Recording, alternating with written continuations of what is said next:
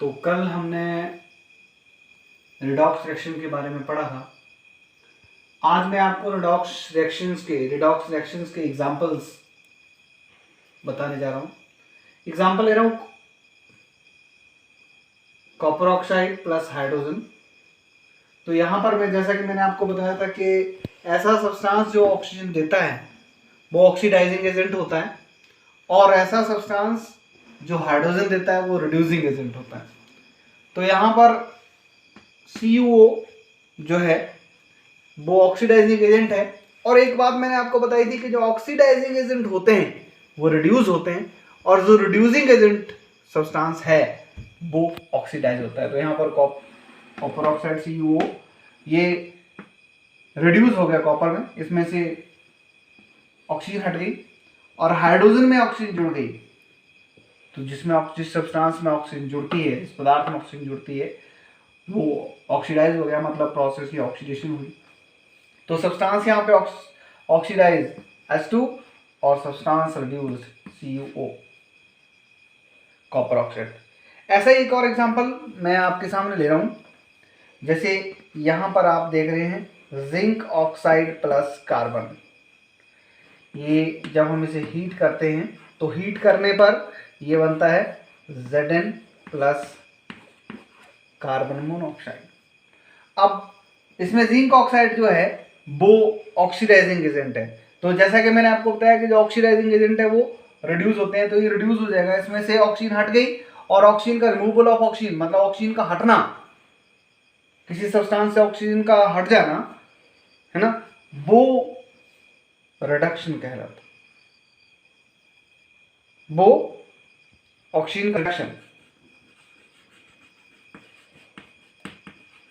और ऑक्सीजन का जुड़ जाना कार्बन के साथ जुड़ गई, दैट इज ऑक्सीडेशन। इससे हम ऑक्सीडेशन कहें। तो एक और एग्जांपल मैं आपके सामने लेता हूं। Dioxide MnO2 plus 4HCl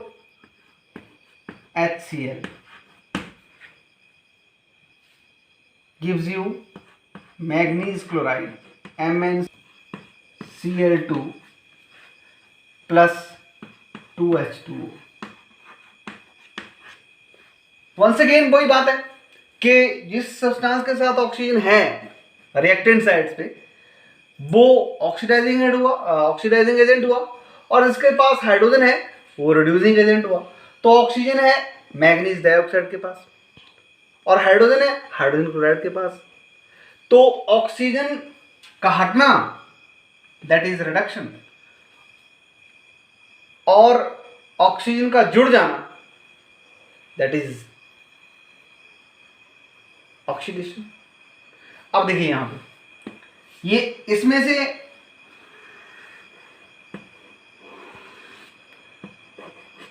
oxygen हटी दैट इज रिडक्शन। आपने डेफिनेशन में साथ साथ में ये भी पढ़ा था क्या,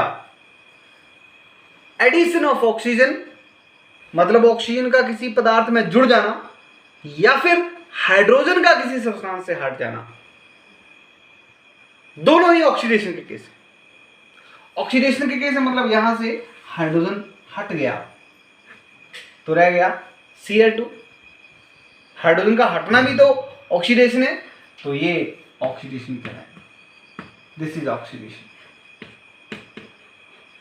तो यहां पे रिड्यूस क्या हुआ, MnO2 सब्सटेंस रिड्यूस्ड,